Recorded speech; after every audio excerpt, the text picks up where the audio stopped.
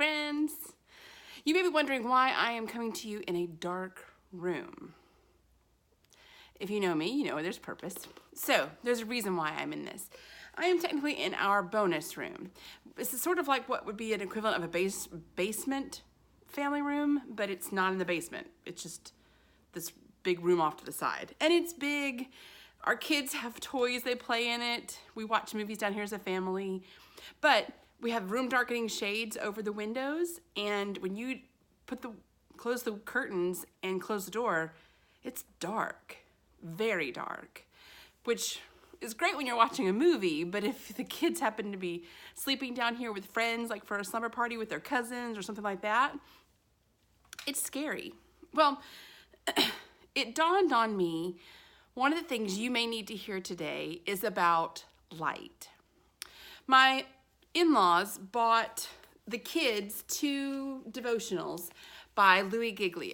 Now, I grew in college ministry going to passion conferences, which were designed and put on by lookUP.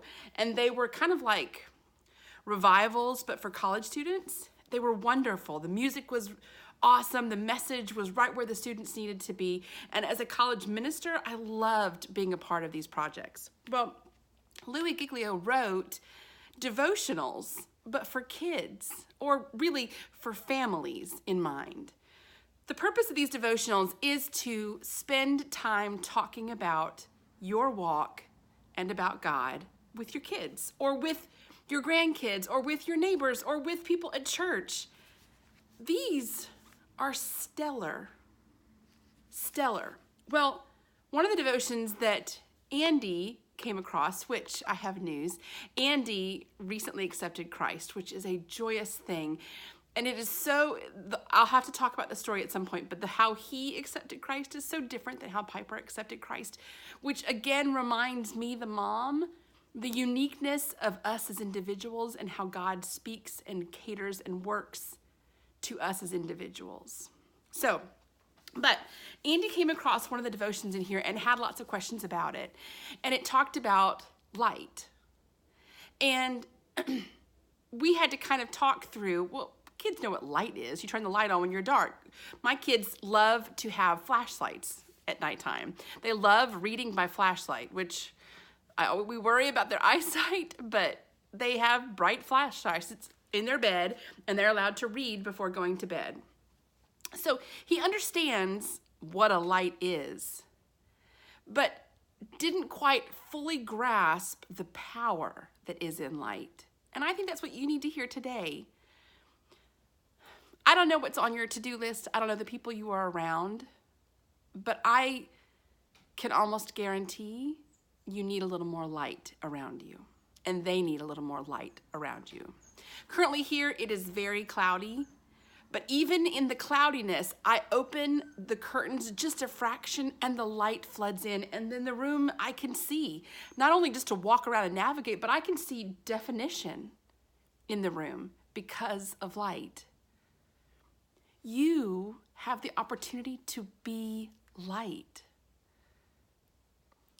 I know that you may be feeling things, you may be struggling, maybe in life decisions, maybe in your having grumpy moments.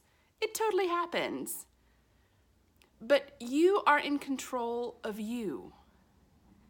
Your attitude and your presence and your light can change a situation that you are in, or at least it can shine a light in showing difference of what is good and bad.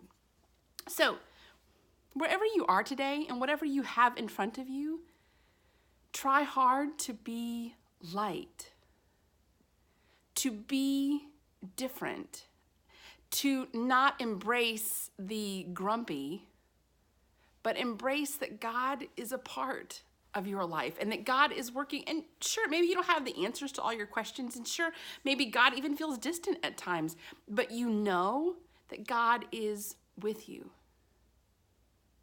Light, even the smallest light, changes the darkness. And God created both light and darkness.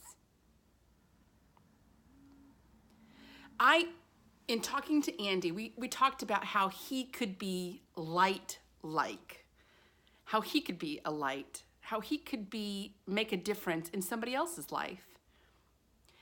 One of the things that he understands and grasped very quickly was that he could be kind and loving when other people are not.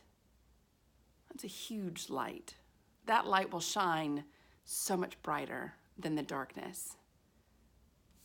What about in your office building, or in the hospital where you work in, or the nail salon that you work in, or on the truck driving that you have to do? You will still come in contact with people, and you have the opportunity to show light, to be kind, to speak respectfully, to make eye contact. Whoo, I could spend a whole time talking about what importance eye contact is. Be a light in a dark world.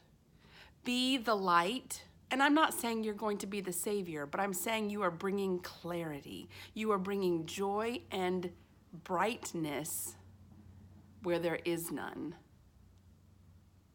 And if you are in a time where the darkness seems to be crowding in and taking over, I have been there and I know those moments as well. But light shiners are around you.